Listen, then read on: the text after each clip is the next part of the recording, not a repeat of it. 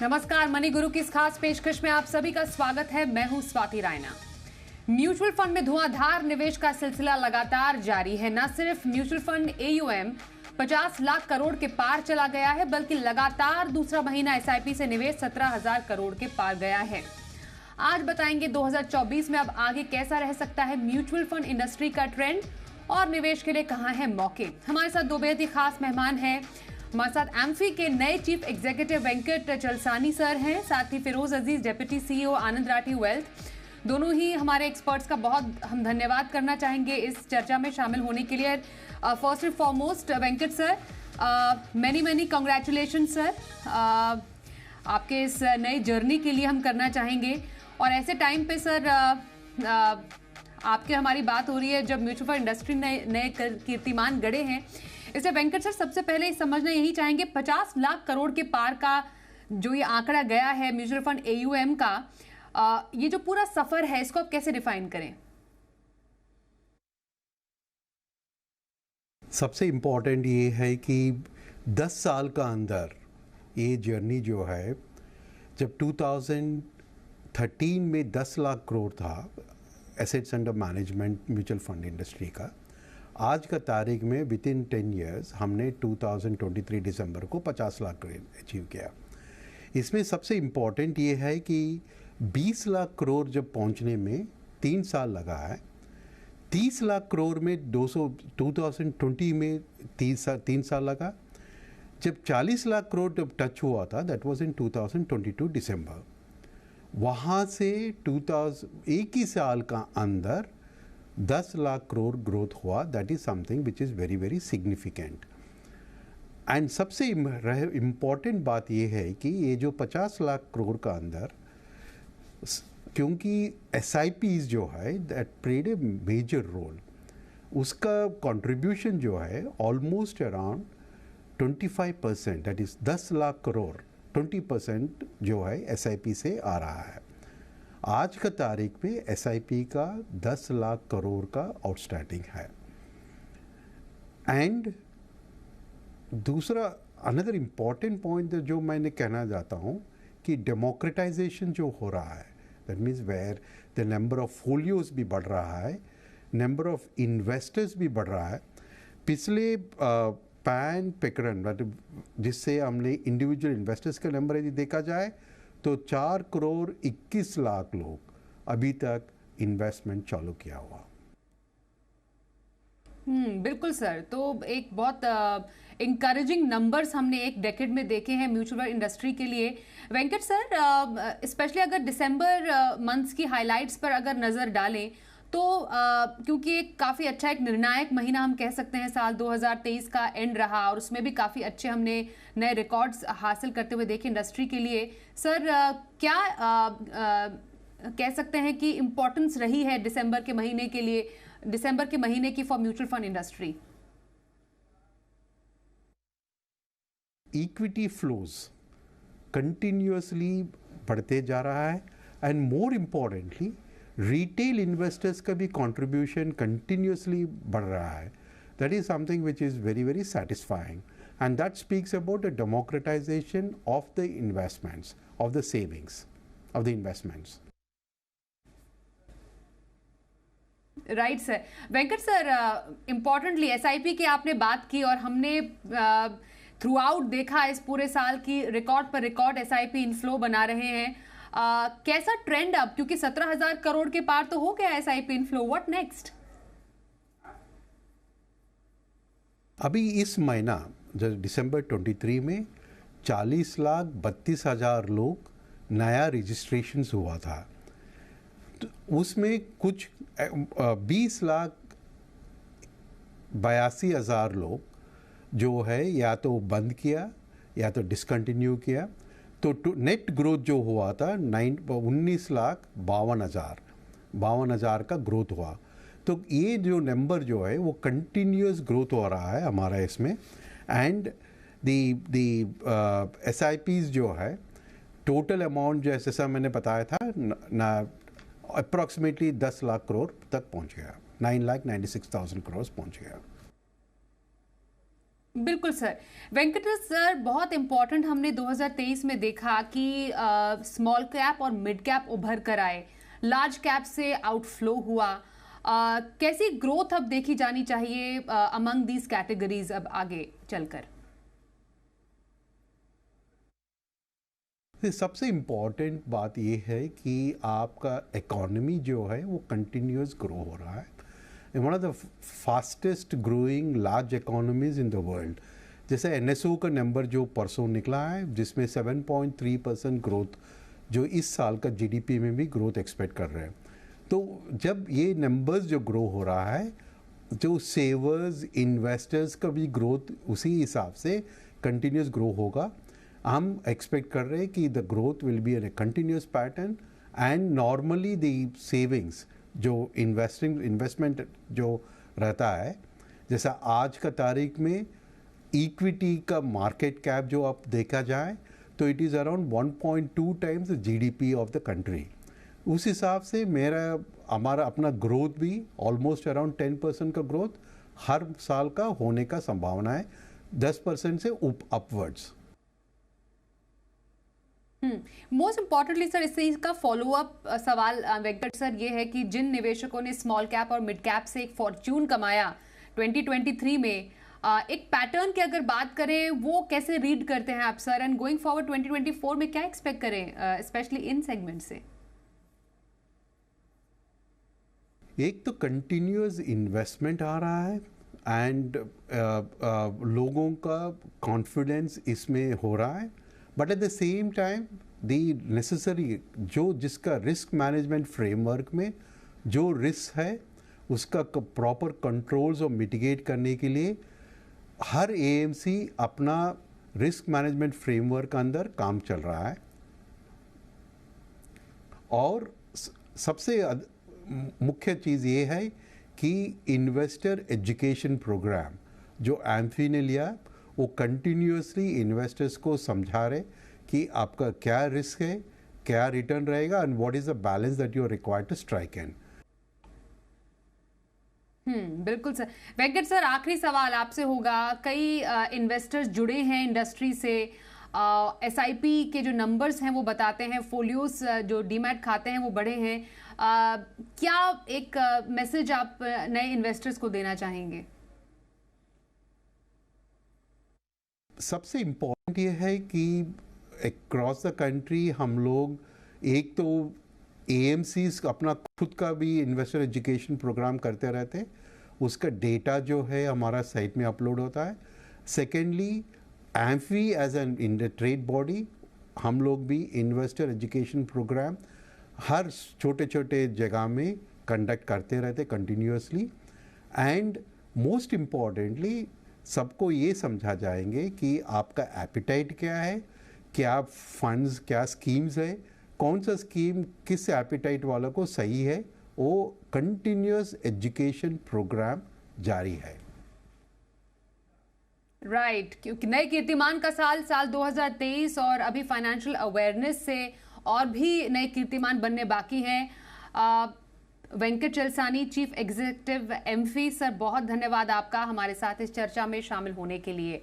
तो एक एक्सक्लूसिव चर्चा हमने वेंकट चलसानी जी सर से की है और समझा कि क्या म्यूचुअल फंड इंडस्ट्री के लिए एम्फी के नंबर्स मायने रखते हैं, क्या इंपॉर्टेंस है इसकी। फिरोज, आपके पास अब हम आएंगे। डेफिनेटली बहुत ही शानदार हमने साल 2023 देखा म्यूचुअल फंड इंडस्ट्री के लिए, और एक भरोसा जगाता है जब एक रिटेल निवेशक पैसे लगाता है बाजार में, तो एक अलग ही एक जोश दिखता है कि हाँ, एक भरोसा है कायम। क्या हम इससे एक मैसेज ले सकते हैं जो हमने अभी फिलहाल आंकड़े देखे हैं, दैट जो हमने दिसंबर जिसे हमने एंड किया, बट ये जनवरी से दिसंबर तक का जो है बड़ा एक सफर रहा है, काफी शानदार रहा है। Yes Swati ji, of course ये बहुत शानदार रहा है। सफर बहुत अच्छा रहा है। और क्यों ना हो, भरोसा क्यों ना हो, इतने ट्रांसपेरेंट प्लेटफॉर्म पे इतनी छोटी अमाउंट से भी इंसान निवेश कर सकता है। इंडिया में कैसी अनस्ट्रक्चर्ड सेविंग्स लोग करते हैं, 20-20 रुपए चिट फंडों में दिन के देते हैं, 30 रुपए देते हैं, 50 रुपए देते हैं, और चिट फंड्स में डालते हैं, अनस्ट्रक्चर्ड स्पेसेस में इन्वेस्ट करते हैं। कभी दोस्तों के पास इन्वेस्ट करते हैं, उनके छोटे छोटे बिजनेसों में इन्वेस्ट करते हैं। इतने ट्रांसपेरेंट प्लेटफॉर्म की एग्जिस्टेंस आपके पास हो, आपका एक व्हीकल हो, आपके पास औजार हो, उसका प्रयोग ना करना मेरे हिसाब से तो बहुत दुखद बात होगी। तो आई थिंक वो करेक्ट हो रहा है। ऑफ कोर्स सभी ने 2013 में एजुकेशन करने की बहुत बड़ी अभियान शुरुआत करी थी और काफी अरबों रुपया खर्चा हो चुका है एजुकेशन के लिए। तो आई थिंक एम्फी ने भी बहुत अपना बखूबी वो किरदार निभाया, and SEBI and amphi together कि इन्होंने टियर 2, टियर 3, टियर 4 सिटीज में भी एक जागरूकता फैलाई, एक भरोसे का आश्वासन मिला। और रेगुलेटर इतना क्लोजली वॉच करते हैं, अपने रिटेल इन्वेस्टर को प्रोटेक्ट करने के लिए इतनी सारी चीजें सोची जाती हैं, वो किसी के रेल्म ऑफ थिंकिंग में ही नहीं होता। सो आई थिंक भरोसा है, भरोसा बढ़ रहा है, और एंड राइटली सो। बट एक चीज अगर हम कॉन्टेक्स्ट देखें, इंडिया में कुल मिला के 70 लाख करोड़ 700 लाख करोड़ से ज्यादा हाउस होल्ड सेविंग्स है। इंडियन हाउस होल्ड की पूरी सेविंग्स जोड़ो तो 700 लाख करोड़ है। आज हम सिर्फ 50 लाख करोड़ म्यूचुअल फंड के माध्यम से बात कर रहे हैं। तो वो आप अगर परसेंटेज निकालें तो 6-7% आता है, और इक्विटी म्यूचुअल फंड का परसेंटेज निकालें तो 4-5%, 3-4% आता है। तो इंडिया में रियलाइजेशन एंड म्यूचुअल फंड के माध्यम से जो इन्वेस्ट करना है, उसके अभी बहुत सारे पड़ाव बाकी हैं, क्योंकि सिर्फ 6 या 7% ही म्यूचुअल फंड एयूएम है। अगर मैं यूएस की बात करूं, जीडीपी से उसकी तुलना करूं, तो यूएस की जीडीपी से ज्यादा म्यूचुअल फंड की एसेट्स हैं। इंडिया में म्यूचुअल फंड की एसेट्स जीडीपी की तुलना में सिर्फ 20% है, और यूएस में 1.4 टाइम्स, 1.5 टाइम्स है। तो we are just scratching the surface is the point I am trying to make, Swati, with this data. बिल्कुल।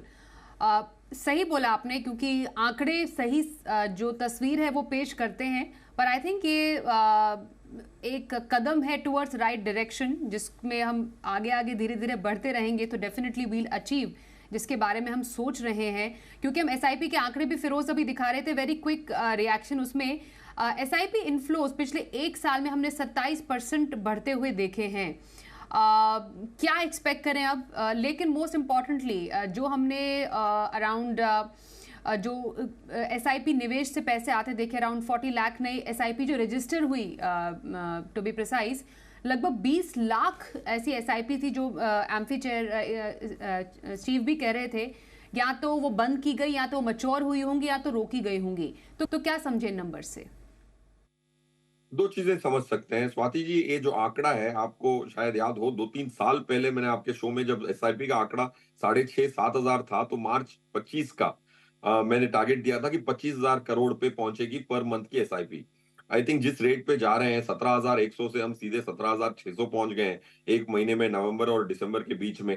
तो ये 25,000 करोड़ की जो मंथली एसआईपी जो $3 बिलियन होती है, वो होती दिख रही है। और वो जो मार्च 25 का टारगेट दिया था, उससे पहले ही होने की गुंजाइश लग रही है। पॉइंट 1। पॉइंट 2, इस बार के जो एसआईपी के आंकड़े बड़े यूनिक हैं। मार्केट ने 2 साल में कोई प्रदर्शन नहीं दिया था अक्टूबर तक। अक्टूबर 21 और अक्टूबर 23 में निफ्टी की लेवल ऑलमोस्ट इक्वल थी, ऊपर नीचे सब करने के बाद 2 साल तक निफ्टी 18,500-700 के इर्द गिर्द थी। 26 अक्टूबर इस साल भी 18,800 पे थी। तो 2 साल मार्केट ने कुछ नहीं किया, ऊपर गई नीचे गई, फिर भी रिटेल निवेशक ने अपनी एसआईपी बढ़ाई। ये नहीं देखने को मिला था पास्ट में। रिटेल निवेशक की पार्टिसिपेशन तभी आती थी जब मार्केट बहुत अच्छी चल जाती थी। इस बार जब मार्केट नहीं भी चली, तब भी पैसे आए, और पैसे आने की मात्रा भी बढ़ गई। अब तो जब निफ्टी पीक पे है, तो ये तो 2 महीने का कमाल है, नवंबर और दिसंबर का। उसके पहले की अगर आप 2 साल भी देखें, तो मार्केट ने कुछ किया नहीं था। और ये मेरे को बहुत बड़ा होप देता है, और बहुत बड़ा पैराडाइम शिफ्ट है इंडियन इन्वेस्टर के माइंडसेट में, कि पास्ट परफॉर्मेंस के आधार पे इन्वेस्ट नहीं करना, लालच के आधार पे नहीं इन्वेस्ट करना, एजुकेशन के आधार पे, जिसका पूरा श्रेय सेबी और एम्फी को जरूर जाता है। बट एक दुख की बात, या एक इंडस्ट्री को एक काम करने की बात जरूर है। अगर हम देखें, इस साल जो इक्विटी म्यूचुअल फंड में नया पैसा आया है, वो नेगेटिव है। अगर एसआईपी के पैसे जो आए उसको सब्ट्रैक्ट कर दो, तो एसआईपी से समझो कि 17,600 इस साल इस महीने आए। वैसे अगर आप जोड़ते हैं तो 1.25 लाख से 1.5 लाख करोड़ एसआईपी के माध्यम से आया। बट जो टोटल पैसा ऐड हुआ है, वो 1.5 लाख करोड़ से कम है। मतलब एचएनआई ने लमसम और एसआईपी जो बंद हुई उससे रिडेम्पशन हुआ वो नेगेटिव है। माना कि इस साल हमारे 10 लाख करोड़ बढ़ गए जैसे वेंकट साहब ने कहा था, बट उसमें से 5 lakh crore mark to market gain भी आया है। 5.5 लाख करोड़ का तो mark to market gain equity में आया है। ये जो एचएनआई जो अपने पैसे निकाल के एग्जॉटिक प्रोडक्ट में जा रहे हैं, वो मेरे हिसाब से गलत कर रहे हैं, और हमें उनके प्रति भी एजुकेशन करना चाहिए। बहुत सारा पैसा एग्जॉटिक प्रोडक्ट्स में मूव हुआ है, अनलिस्टेड इक्विटी में मूव हुआ है, म्यूचुअल फंड ने एचएनआई का पैसा काफी निकला है। आई थिंक उस पे अगर हम इंडस्ट्री काम करेगी तो रिटेल और एचएनआई दोनों की सही पैसे लगेंगे इन अ ट्रांसपेरेंट प्लेटफॉर्म, तो I think the numbers will grow up faster. खास चर्चा हम कर रहे हैं कैसे निवेश आया small mid up large cap में 2023 में, पर 2024 में अब क्या एक्सपेक्ट करें। फिरोज अजीज हमारे साथ हैं, उनसे बातचीत करते हैं। मैं यहाँ पर फिरोज आपसे ये जानना चाहती हूँ कि जैसा हमने small cap large cap mid cap में देखा, सर्वाधिक निवेश स्मॉल कैप में आया, लार्ज कैप में नेगेटिव था नंबर्स, मिड कैप में उसके बाद एक अच्छा निवेश आया। एक एसेट एलोकेशन मिक्स, अगर एक हेल्दी एसेट एलोकेशन मिक्स समझना चाहे 2024 के लिए, तो क्या कुछ आप सजेस्ट करेंगे? स्वाति जी, आई थिंक 50 से 55% लार्ज कैप में होना चाहिए, 15 से 20% मिड कैप में, और 30% स्मॉल कैप में होना चाहिए। जाहिर सी बात है, ये जो रेशियो हमने निर्णय किया था, ये जनवरी 3 को लास्ट ईयर सेम टाइम आपके शो पे भी करीबन उसी टाइम पे हमने स्मॉल कैप को 5% से 30% हमारे मॉडल पोर्टफोलियो में कर दिया था। ऊपर वाले की दया से that panned out very well. Small cap ने बहुत अच्छी प्रदर्शन दी है, निफ्टी को हैंड्स डाउन बीट किया है निफ्टी स्मॉल कैप 250 ने। बट आज का ये जो रेशियो है जो मैं कह रहा हूं, वो शायद 3-4 महीने में बदलना भी पड़े, क्योंकि स्मॉल कैप में जो पैसे आ रहे हैं वो कंटिन्यू हो रहे हैं। जब तक की लिक्विडिटी आ रही है, बहुत डोमेस्टिक एंड एफआईआई ने भी बहुत पैसा स्मॉल कैप में डाला है और डाल भी रहे हैं। अगर आप स्मॉल कैप की ओनरशिप स्मॉल एफआईआई की देखेंगे तो उसमें काफी तब्दीली आई है। सो अभी भी स्मॉल कैप में मेरे हिसाब से और थोड़ा जूस है। अगर आप एग्जिस्टिंग स्मॉल कैप इन्वेस्टर हैं तो अगले 3-4 महीने तक आप होल्ड करें। स्मॉल कैप की ऑफकोर्स वैल्यूएशन बड़ी है, बट काफी सारे स्टॉक स्मॉल कैप में आज भी चीप भी हैं, बहुत महंगे भी हैं। थोड़े स्टॉक 100 पीस के ऊपर भी हैं, थोड़े स्टॉक 10 पी पे भी मिल रहे हैं। तो फंड मैनेजर अपना काम कर रहा होगा अपनी पैसे को प्रोटेक्ट करने के लिए, आपके पैसे प्रोटेक्ट करने के लिए। So small cap don't quit as yet, that's the message, अगर आप ऑलरेडी इन्वेस्टर हैं। अगर आप अभी से निवेश शुरू कर रहे हैं तो थोड़ी स्मॉल कैप की मात्रा आपको कम रखनी है। 15%, 20% से ज्यादा आप स्मॉल कैप नहीं रख सकते, क्योंकि जो रैली थी 1 साल की हो चुकी है और वो हमारे पीछे है। So I think 60% large cap, 20% mid cap, 15-20% small cap, ये रेशियो होगा inside the asset of equity across different segments of equity. Okay, ये तो हमने विद इन इक्विटी समझा। एक टोटल एसेट एलोकेशन मिक्स फिरोज समझें, क्योंकि डेट के लिए 2023 उतना हम नहीं कह सकते अच्छा रहा। डेफिनेटली डेट की टैक्सेशन बदली, उसके बाद हमने उसका एक इफेक्ट भी देखा, और एक आउटफ्लो भी आता हुआ देखा इस कैटेगरी से। तो एसेट एलोकेशन मिक्स 2024 के लिए आप क्या सजेस्ट करेंगे? मेरे हिसाब से अगर अगर लॉन्ग टर्म पैसा है तो 15 से 20% ज्यादा डेट नहीं होना चाहिए।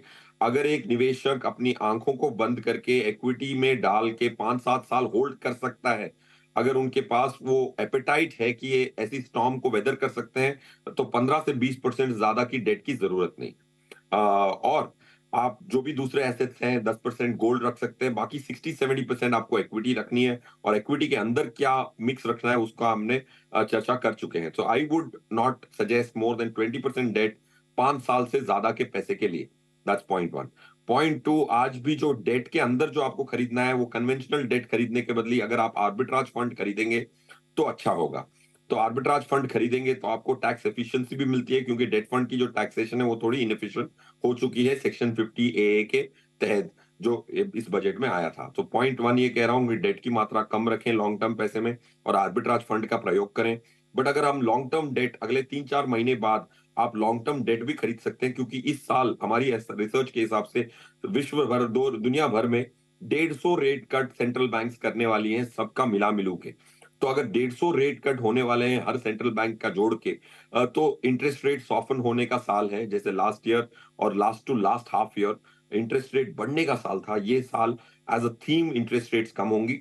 बट अगले 3-4 महीने तक अगर आर्बिट्राज फंड लेके अगर कोई लॉन्ग टर्म पैसा ना हो, लिक्विड पैसा हो, तो आर्बिट्राज फंड में 4-5 महीने, उसके बाद I think the rate reduction cycle will gain immense momentum.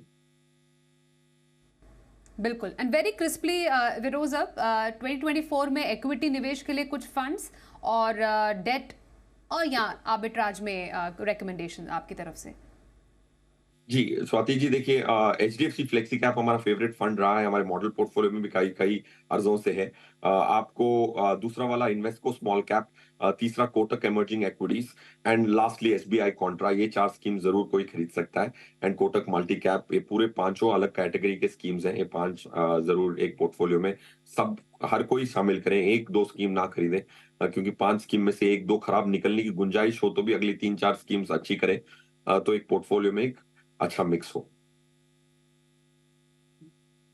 Anything specific in debt, Firoz? Yes, debt में अगर आप लोअर टैक्स ब्रैकेट में हैं या 10% की टैक्स ब्रैकेट में हैं, तो डेट फंड्स आप खरीद सकते हैं, होल्ड टू मैच्योरिटी वाले, जिसको हम टारगेट मैच्योरिटी फंड्स भी कहते हैं। तो इन्वेस्को इंडिया निफ्टी जी सेक जुलाई 2027 इंडेक्स फंड रेगुलर या डायरेक्ट खरीद सकते हैं आप। निपॉन इंडिया निफ्टी जी सेक अक्टूबर 2028, ये डेट के साथ आते हैं, इसका मतलब उनकी एक मैच्योरिटी डेट होती है, उसके बॉन्ड को फंड मैनेजर सिर्फ उस बॉन्ड को होल्ड करता है, ज्यादा मैनेज नहीं करता है। ये 2 स्कीम्स आप टारगेट मैच्योरिटी फंड की जरूर खरीद सकते हैं। आर्बिट्राज में SBI arbitrage fund and Kotak arbitrage fund, ये 2 स्कीम्स खरीदेंगे तो पोस्ट टैक्स अगर आप हाई टैक्स ब्रैकेट में हैं तो ये 2 स्कीम आर्बिट्राज वाली खरीद सकते हैं, क्योंकि इसमें टैक्सेशन इक्विटी की लगती है और 15% की शॉर्ट टर्म कैपिटल गेन्स पे आप छूट जाते हैं, और लॉन्ग टर्म 10% प्लस सरचार्ज और सेस। ओके, तो हमने कुछ स्ट्रैटेजी समझी फिरोज से नए साल के लिए। बहुत धन्यवाद फिरोज, हमारे साथ इस चर्चा में शामिल होने के लिए। रुकेंगे एक ब्रेक के लिए, देखते रहिए जी बिजनेस।